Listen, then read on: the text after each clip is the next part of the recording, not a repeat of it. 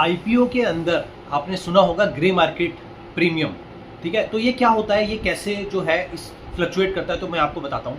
Grey market क्या होता है, एक तो जैसे आईपीओ जब भी खुलता है उसमें आप सब्सक्राइब करते हैं, ठीक है, फिर उसका जो सब्सक्रिप्शन है वो बंद हो जाता है, फिर उसका अलॉटमेंट आता है, फिर उसकी लिस्टिंग होती है। उस दौरान जब उसका सब्सक्रिप्शन शुरू होता है उससे पहले, मतलब ये मान के चलिए कि 3-4 दिन पहले जो है उसका ग्रे मार्केट में जो एक्टिविटी है वो स्टार्ट हो जाती है, ठीक है। मतलब उसमें अंडरस्टैंडिंग होती है दो लोगों की, एक बायर की और एक सेलर की।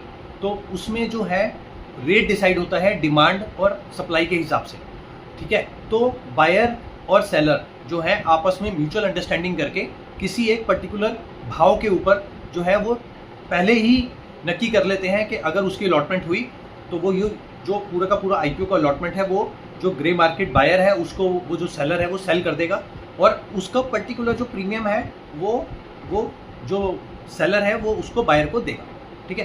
तो इस केस में जिसका भी अलॉटमेंट आता है उसको वही करना पड़ता है जो उसको जिसको सेल किया है वो उसको गाइड करता है कि उसको वो पर्टिकुलर जो स्टॉक्स है उसके अलॉटमेंट के कब जो है वो सेल करने हैं। उस पर अब उसका कोई भी राइट नहीं है। अब जिसको भी उसने सेल किया है ग्रे मार्केट के अंदर, अब पूरा का पूरा 100% उसी का ही राइट है, क्योंकि उससे पहले ही वो उसको जो है वो पूरी पेमेंट दे चुका होता है। तो इसीलिए ये ग्रे मार्केट के अंदर इस टाइप से कुछ काम होता है, और ये ग्रे मार्केट प्रीमियम जो है वो फ्लक्चुएट होता रहता है डिमांड और सप्लाई के हिसाब से। थैंक्स।